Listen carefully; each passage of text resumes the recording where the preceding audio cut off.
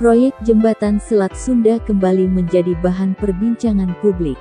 Bermula dari Menteri Koordinator Perekonomian era tahun 2009 sampai tahun 2014 Hatta Rajasa yang mengungkit proyek tersebut. Dia menjelaskan peran penting dari adanya Jembatan Selat Sunda. Salah satunya bisa mendukung keberadaan Jalan Tol Trans Sumatera (JTTS). Potensi Tol Trans Sumatera ini akan lebih optimal apabila Jembatan Selat Sunda dibangun sehingga akan mendorong migrasi industri di Jawa yang padat menuju ke Sumatera. Migrasi ini akan berdampak munculnya kawasan pertumbuhan ekonomi baru. Dengan demikian maka kita dapat mengatasi ketimpangan spasial antara wilayah.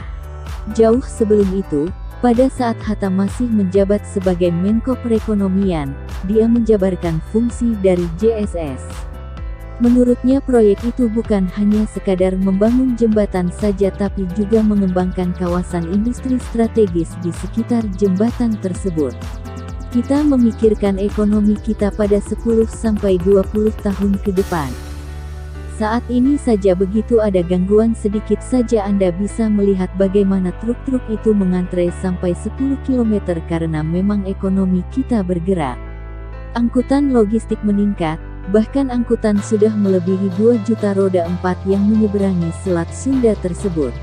Menurutnya proyek jembatan dan kawasan ini sangat strategis karena bisa menjadi penghubung logistik dua pulau besar yang seringkali macet akibat terbatasnya sarana penyeberangan kedua pulau.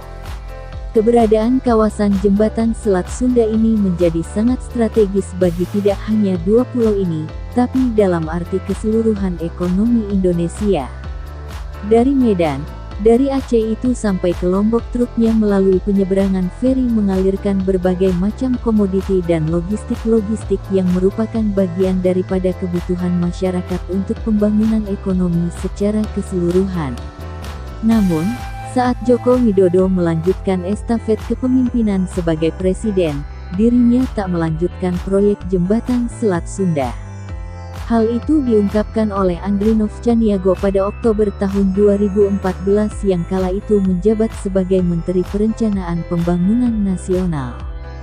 Sampai sekarang tak pernah ada pernyataan dari Bapak Presiden akan memajukan itu ke dalam program proyek infrastruktur. Dia kembali menegaskan bahwa pemerintahan Presiden Jokowi belum berniat membangun mega proyek jembatan Selat Sunda. Jembatan ini sedianya menghubungkan Pulau Jawa dan Sumatera melalui Banten dan Lampung. JSS kita ganti dengan perbaikan dermaga yang rusak. Kita beli kapal yang layak. Sejak saat itu mimpi terbangunnya jembatan Selat Sunda terkubur dan tak pernah muncul wacana tersebut dari mulut pemerintah.